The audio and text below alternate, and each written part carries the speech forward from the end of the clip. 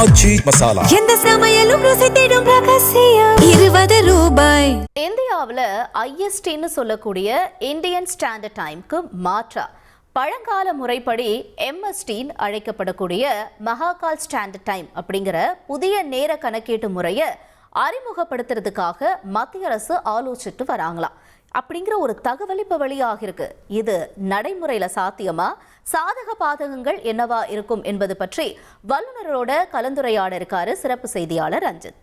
வணக்கம் நேயர்களே. இப்போ நேரம் ஒரு 5 மணி ஆகுதுன்னு வச்சுப்போம். ஒரு உதாரணத்துக்கு உங்கள் கையில் கட்டி இருக்கக்கூடிய வாட்ச் திடீர்னு ரிப்பேர் ஆகி 4:30 மணி தான் காட்டுச்சுன்னா எப்படி இருக்கும்? ஒரு நாள்னா பிரச்சனை இல்லை, தினமும் அரை மணி நேரம் இப்படி டிலேவாக காட்டுச்சுதுன்னா உங்களுடைய அன்றாட பணிகள் எல்லாமே பாதிக்கப்படும். ஆஃபீஸுக்கு தினமும் அரை மணி நேரம் முன்னாடியே போய் உட்காந்துருவீங்க. இந்த மாதிரி பல விஷயங்கள் அப்படியே தலைகீழாக மாறும் இல்லையா? அதுபோல் இந்தியாவில் இப்போ இருக்கிற நேர கணக்கீட்டு முறையை பழங்கால முறைப்படி மாற்றி அமைத்தால் அரை மணி நேரம் பின்னோக்கி சென்றுவிடும். அதனால் பழங்கால முறைப்படி மகாகால் ஸ்டாண்டர்ட் டைம் கொண்டு வரணும் அப்படின்னு மத்திய கல்வி அமைச்சர் தர்மேந்திர பிரதான் சமீபத்தில் சொல்லியிருப்பது புதிய சர்ச்சையை கிளப்பியிருக்கின்றது. மத்திய பிரதேச மாநிலம் உஜ்ஜயினியில் நடந்த சர்வதேச கருத்தரங்களை பேசிய போது தர்மேந்திர பிரதான் இப்படி ஒரு கருத்தை சொல்லியிருக்கிறார். உங்களுக்கெல்லாம் தெரியும், ஒவ்வொரு நாட்டிலையும் கால நேரம் ஒரே மாதிரி இருக்காது. இந்தியாவில் பகலாக இருந்தால் அமெரிக்காவில் இரவாக இருக்கும், இல்லை இங்கே மத்தியானம் உச்சி வெயில் நேரமாக இருந்தால் சில நாடுகளில் அப்போ தான் பொழுதே விடிஞ்சிருக்கும். இந்த மாதிரி ஒவ்வொரு நாட்டிலையும் ஒவ்வொரு மாதிரி இருக்கும். இந்த நேரத்தில் தான் இந்தியாவை பொறுத்த வரைக்கும் பாருங்கள், இங்கே என்ன நேரம் பின்பற்றப்படுகிறது அப்படின்னு நம்ம பார்க்கும்போது லண்டனில் இருக்கக்கூடிய அந்த கிரீன்விச் ராயல் கண்காணிப்பகம் வழியாக செல்லக்கூடிய தீர்க்க ரேகையை அடிப்படையாக வைத்து நேரமானது கணக்கிடப்படுகின்றது. இது 1905 முதல் நடைமுறையில் இருக்க ஐஎஸ்டி இந்தியன் ஸ்டாண்டர்ட் டைம் என்று இதற்கு பெயர். இதை மாற்றி இனிமே இந்தியாவின் மகாகால நேர அடிப்படையில் கணக்கிடுவது பற்றி நாம் முடிவெடுக்க வேண்டும் அப்படின்னு தர்மேந்திர பிரதான் சொல்லியிருக்கிறாரு. இந்த ஐஎஸ்டியை மாற்றி மகாகால் ஸ்டாண்டர்ட் டைம் என பெயரிட ஆலோசனை செய்யப்பட்டு வருவதாக அவர் சொல்லியிருக்கிறாரு.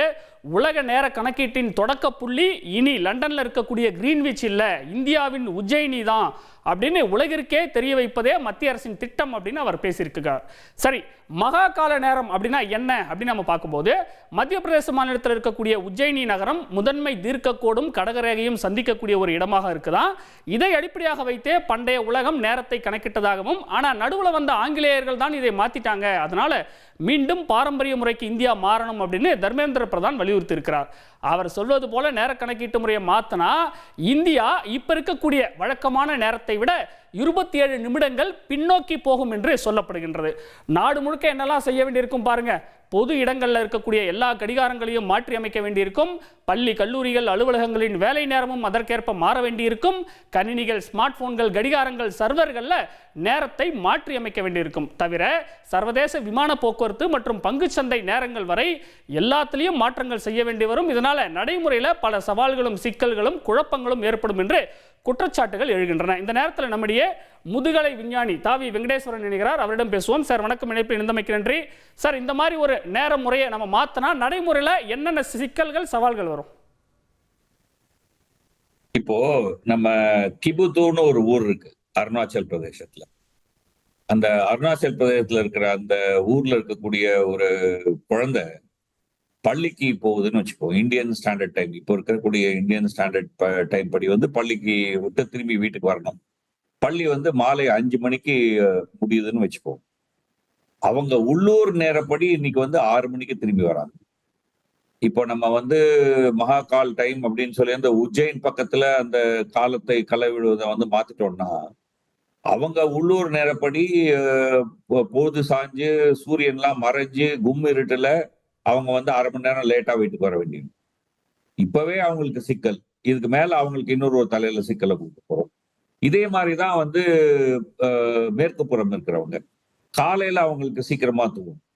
அதனால ஒரு பொதுவா ஒரு நாட்டுல ஒரு கால நேரம் வச்சோன்னு சொன்னாக்கா பொதுவா அந்த நாட்டினுடைய சற்றேறக்குரிய நடுப்பகுதியில இருக்கிற மாதிரி தான் வைப்பாங்க. ஸோ அதனால 2 பக்கமும் ஒரு மாதிரி ஒரு பேலன்ஸ்டா இருக்கும்னு அந்த அடிப்படையில தான் உங்களுக்கு நீங்க பாத்தீங்கன்னா இன்றைக்கு இருக்கக்கூடிய அலகாபாத் பக்கத்துல இருக்கக்கூடிய அந்த கோட்டை தேர்ந்தெடுத்ததே அந்த பின்னணியிலேருந்து தேர்ந்தெடுத்தது.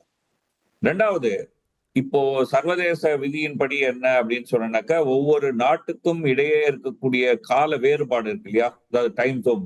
அந்த டைம் ஜோன் கிடையக்கூடிய வேறுபாடு பொதுவா 1 மணி நேரமா இருக்கணும். சில சிறப்பு நேரங்கள்ல அரை மணி நேரமா இருக்கும். நீங்க 27 நிமிஷம் அப்படிலாம் மாத்த முடியாது. மாத்தினா முழுசா தான் மாத்தணும். அப்படி நாம வந்து ஒரு 1/2 மணி நேரத்துக்கு மாத்தினா என்ன பிரச்சனை அப்படின்னு சொன்னா ஒரு பிரச்சனையும் இல்லை.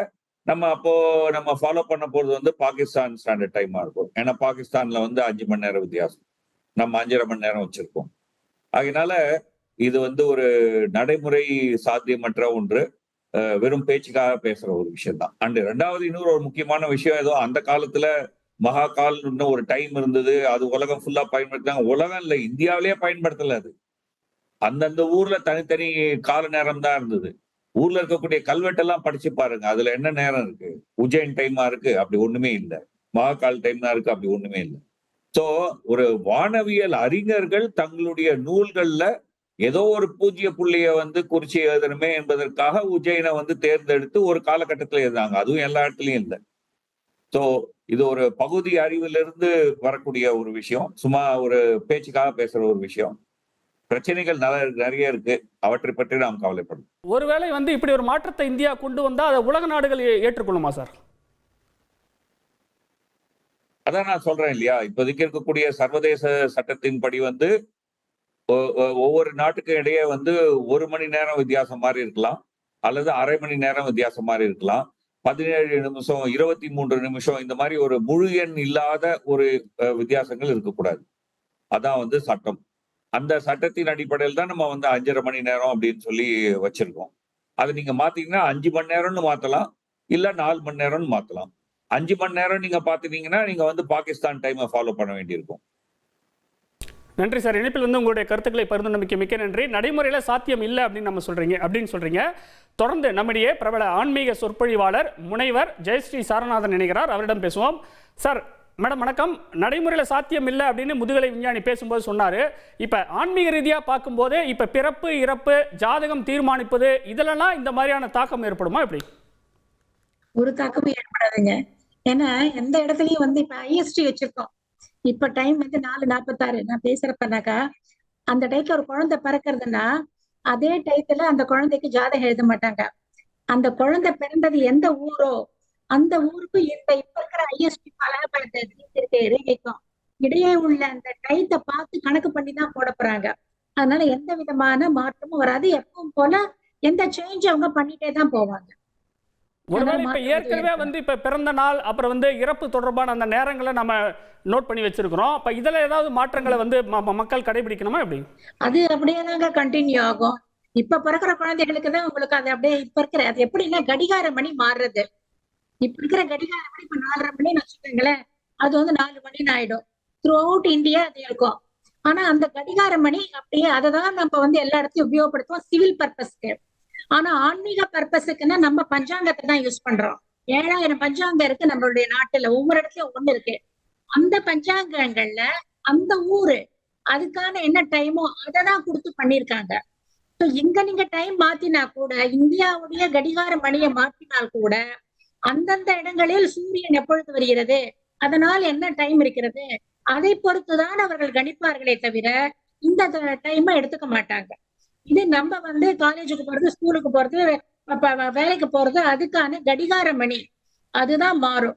இந்த ஆன்மீக இப்ப ஏகாதசி இருக்கு, ஏகாதசி விரத நேரம் எப்ப ஆரம்பிக்கிறது இதுல காமிக்கிறபடி பண்ண மாட்டாங்க. அவங்க ஊர்ல எத்தனை மணிக்கு இப்ப ஏகாதசி ஆரம்பிக்குதோ அதுக்குதான் நம்ம ஆரம்பிப்போம். இப்ப அப்படிதான் நடந்துட்டு வருது. இப்ப அலகாபாத் டைத்தை வச்சு பார்த்தாலும் நம்மளது மாறிதான் இருக்கு. அதே நேரம் எல்லா இடத்துலயும் கிடையாது. அது நம்ம கடிகார மணியா தான் உபயோகப்படுத்துறோமே தவிர ஆன்மீகத்திலும் விரதங்களிலும் பிறப்பு இறப்புகளிலும் அந்தந்த இடத்தில் பிறந்த குழந்தைப்படிதான் நம்ம வச்சுக்கிறோம்.